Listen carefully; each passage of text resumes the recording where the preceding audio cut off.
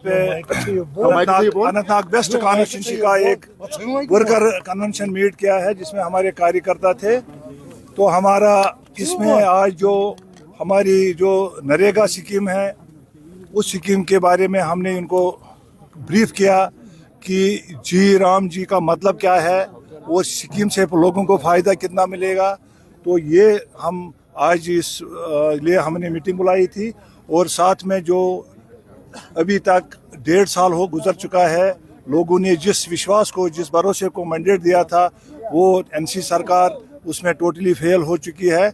और इसलिए हम बिल्कुल तब तक इसी तरीके से एनसी के खिलाफ प्रोटेस्ट करेंगे जब तक उन लोगों को अपना हक नहीं मिलेगा जो उनके साथ वायदे किए गए। अगर वो पूरा नहीं होंगे तो हम एनसी के खिलाफ बिल्कुल सड़कों, गलियों, कोचों में हर जगह पे हम प्रोटेस्ट करेंगे एनसी के खिलाफ।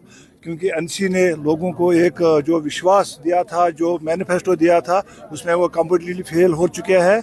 और अगर कांग्रेस को कोई आपत्ति है इस जी राम जी से तो मुझे बताइए। 5 बार इसका नाम चेंज किया गया नरेगा का, और 2006 में कांग्रेस यूपीए सरकार ने इसका नाम एमजी नरेगा रखा है, महात्मा गांधी नरेगा। महात्मा जी को हम बहुत ऑनर करते हैं, रेस्पेक्ट करते हैं। अगर उसका स्वच्छ भारत मिशन है और स्वच्छ भारत अभियान जो है, अगर उसको किसी ने इम्प्लीमेंट ग्राउंड में किया है वो नरेंद्र मोदी जी है। लेकिन इस स्कीम को जब, इस बिल को जब पार्लियामेंट में पास किया गया है, इसमें बहुत सारी अमेंडमेंटें हो चुकी है। क्योंकि हमारा जो मिशन है, हमारा जो मोदी जी का जो लक्ष्य है कि इस भारत को विकसित भारत बनाने का, उसलिए जब तक हमारे रूरल एरिया डेवलप नहीं होंगे तब तक विकसित भारत नहीं हो सकता। इसलिए इस स्कीम के अंदर हमने बहुत सारी अमेंडमेंट की है और इसमें कुछ और बढ़ा दिया है।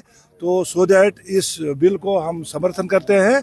इस बिल को हम खुशी से इस चैनल के माध्यम से ये बताना चाहता हूँ आप लोगों के सामने, सारा 70 साल का जो यहाँ पे अनरेस्ट था आप सब के सामने है कि जब यहाँ पे 16 का जो वाक़ा है, आपको पता है कि साउथ कश्मीर की मैं खास कर बात करूँगा क्योंकि 6 महीने अनरेस्ट रहा है।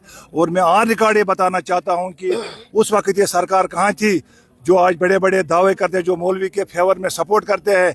उस वक्त में मुझे ये बताइए, जब किसी हमारी बहन को, किसी हमारी बेटी को डिलीवरी के लिए अस्पताल जाना पड़ता, उसको फेरन उठा के उसको चेक किया जाता था स्टून पेल्टर्स के द्वारा, वो दौर ख़त्म हो गया 2019 के बाद।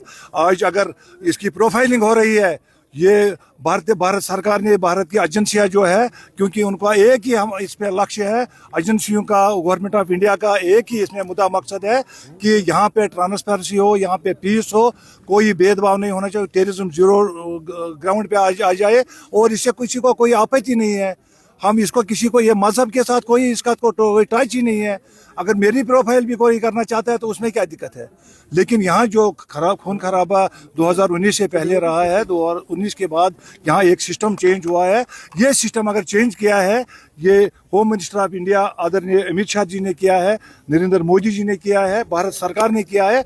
अगर इनको लगे कि इससे यहाँ ट्रांसपेरेंसी आ जाए, यहाँ पीस रहेगा, यहाँ खून खराबा नहीं होगा, ऑलरेडी बता चुके हैं वो। लेकिन मेरा ये कहना है इस बारे में, जब लद्दाख ने डिमांड की कि हमको यूटी चाहिए तो उस समय में हमारी सरकार ने लद्दाख को दे दिया यूटी। लेकिन अगर कश्मीर को भी उन्होंने अलग करना था तो उसी समय में ये फिर कश्मीर को भी अलग कर सकते। लेकिन जम्मू कश्मीर हिंदुस्तान का ताज है, इसको किसी